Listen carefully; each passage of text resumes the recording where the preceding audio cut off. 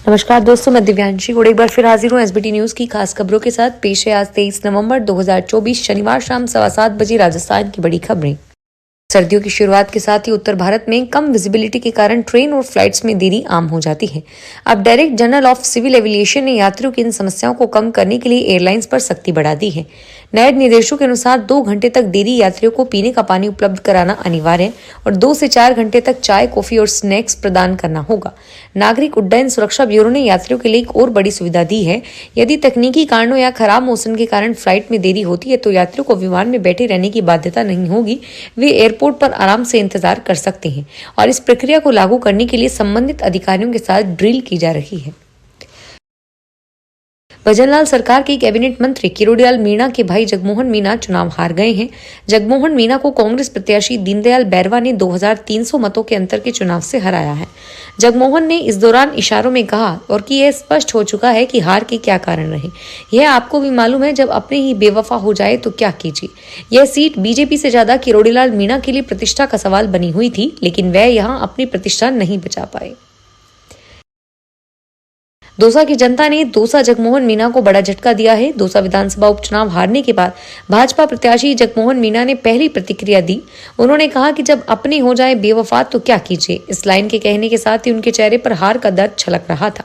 जगमोहन मीणा ने कहा कि अपनी गौशाला चल रही है, उसे चलकर संभालेंगे, आगे क्या करेंगे। इस सवाल के जवाब पर मीणा ने कहा कि कोई बात नहीं, मर्दानगी से चुनाव लड़ा है, ऐसी कोई बात नहीं है। चुनाव में तो जीत और हार चलती ही रहती है। प्रधानमंत्री नरेंद्र मोदी ने शनिवार को विदेश में रहने वाले भारतीय समुदाय के सदस्यों को भारत को जानिए क्विज में भाग लेने की आमंत्रित किया। सोशल मीडिया प्लेटफॉर्म पर प्रधानमंत्री मोदी ने पोस्ट में लिखा कि हमें अपने प्रवासी समुदाय के साथ रिश्तों को मजबूत बनाना है और विदेशों में रहने वाले भारतीय समुदाय और अन्य देशों के मित्रों से भारत को जानिए क्विज में भाग लेने की अपील करता हूँ। अलवर के रामगढ़ विधानसभा क्षेत्र में हुए उपचुनाव में बीजेपी प्रत्याशी सुखविंदर सिंह जीतने के करीब हैं। हालांकि 2 राउंड की काउंटिंग से पहले ही कांग्रेस प्रत्याशी आयरन जुबेर काउंटिंग हाल छोड़कर चले गए। उन्होंने हॉल से निकलते ही बीजेपी के कार्यकर्ता अमनदीप को बधाई दे दी और खुद ने कहा कि हमने एक पूरी टीम व कार्यकर्ताओं ने पूरी मेहनत की है। एक तरह से 2-2 सरकारों के सिस्टम के सामने चुनाव लड़ा और 21वें राउंड में बीजेपी की 16,000 से अधिक वोट की बढ़त है। भारतीय बाजार में जारी उठापटक की वजह से सोने और चांदी की कीमत में इजाफे का सिलसिला शुरू हो गया है। पिछले 4 दिनों में जहां स्टैंडर्ड सोने की कीमत में 2,300 रुपए की बढ़ोतरी हुई, वहीं चांदी भी प्रति किलो की कीमत बढ़कर 93,000 रुपए को पार गई है। सराफा व्यापारियों के अनुसार बाजार में जारी अस्थिरता की वजह से सोने और चांदी की कीमत में तेजी का सिलसिला अगले सप्ताह भी देखने को मिल सकता है। जयपुर के सराफा व्यापारी राज शर्मा ने बताया कि भारतीय शेयर बाजार में लगातार बदलाव हो रहा है और इसके बाद निवेशक कीमती धातुओं में निवेश करना पसंद कर रहे हैं।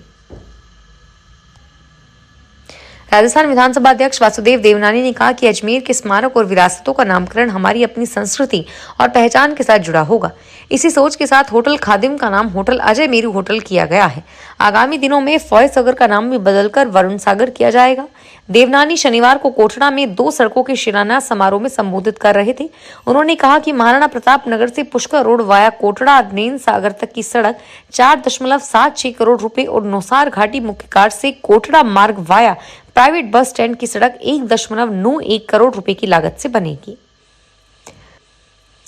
Rajasthan university of health and sciences से अटैच RUSH हॉस्पिटल में अधीक्षक पद पर नियुक्त डॉक्टर अजीत सिंह को हटा दिया है। पिछले दिनों की फैकल्टी मेंबर्स के ग्रुप ने एक पत्र लिखकर अधीक्षक पद पर फैकल्टी मेंबर लगाने की मांग की थी। इसके बाद आज क्रॉस प्रशासन ने डॉक्टर अजीत सिंह की जगह सीनियर डॉक्टर महेश बेनाड़ा को अधीक्षक बनाया है। वर्तमान में SN मेडिकल कॉलेज में टीबी व चेस्ट रोग डिपार्टमेंट में सीनियर प्रोफेसर है। राजस्थान में भारतीय जनता पार्टी के प्रदेश अध्यक्ष मदन राठौड़ ने प्रदेश में हुए 7 विधानसभा क्षेत्रों के उपचुनाव में भाजपा की प्रचंड जीत का श्रेय मुख्यमंत्री और पार्टी कार्यकर्ताओं को दिया है। उन्होंने कहा कि इन क्षेत्रों की जनता व पार्टी को धन्यवाद और जो जनादेश मिला है उसे हम स्वीकार करते हैं और जन अपेक्षाओं के अनुरूप मजबूती से कार्य करेंगे। जयपुर में डिजिटल अरेस्ट करके एक बुजुर्ग व्यक्ति के 8 लाख रुपए ऐंठने का मामला सामने आया है।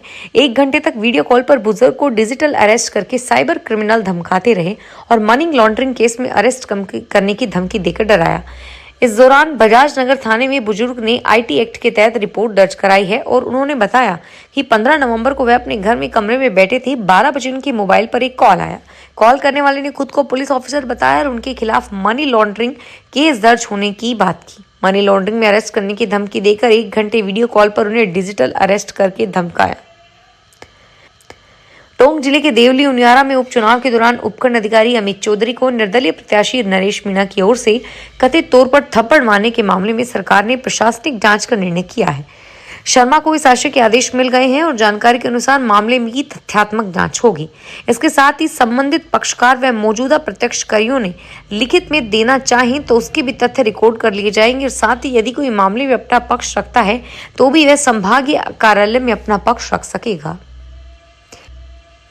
देवली उनियारा विधानसभा उपचुनाव में भाजपा ने बाजी मार ली है। यहां बीजेपी के राजेंद्र गुर्जर ने 40,914 मत से जीत दर्ज की है। यहां कुल 20 राउंड की गिनती हुई और 16वें राउंड में स्थिति साफ हो गई थी। बीजेपी उम्मीदवार ने 41,000 से अधिक मतों से लीड बना ली है और बीजेपी के राजेंद्र गुर्जर निर्दलीय प्रत्याशी नरेश मीणा से 41,800 मतों से आगे हैं। महाराष्ट्र में एनडीए की जीत का जश्न तमिलनाडु की राजधानी चेन्नई में भी देखने को मिला। चेन्नई में स्थित बीजेपी कार्यालय पर कार्यकर्ताओं ने पटाखे जलाए और महाराष्ट्र में महायुति सरकार बनने के लिए तैयार है। इस बीच डिप्टी सीएम और बीजेपी नेता देवेंद्र फडणवीस की मां सरिता फडणवीस ने कहा कि बिल्कुल वे सीएम बनेंगे। यह एक बड़ा दिन है क्योंकि मेरा बेटा एक बड़ा नेता बन गया है। भाजपा के सदस्यता अभियान को लेकर बांसवाड़ा दौरे पर आए प्रदेश उपाध्यक्ष मोतीलाल मीणा ने पार्टी पदाधिकारियों को नसीहत दी। उन्होंने कहा कि कार्यकर्ता नेताओं के इशारे पर न चले, नेताओं को पार्टी ही बनाती है और मैं पार्टी का पदाधिकारी हूं। उन्होंने हर बूथ पर 2 सक्रिय सदस्य बनाकर 200 सदस्य जोड़ने और समर्पित कार्यकर्ता का चयन करके बूथ अध्यक्ष सहित 11 सदस्य की कार्यकारिणी बनाने को कहा और साथ ही बूथ पर अच्छी सदस्यता से ही भाजपा की आगामी चुनावों में विजय होगी। हनुमानगढ़ क्षेत्र में बढ़ते नशे की रोकथाम को लेकर student federation of India tehsil committee की ओर से शनिवार को जिले के सबसे बड़े राजकीय नेहरू महाविद्यालय के गेट के आगे नशा मुक्ति अभियान शुरू किया गया। इस मौके पर एसएसआई के प्रदेश उपाध्यक्ष ने कहा कि हनुमानगढ़ में नशा तेज गति से बढ़ रहा है। फिलहाल इस बुलेटिन में इतना ही और फिर हाजिर होंगे तमाम बड़ी खबरों के साथ। धन्यवाद।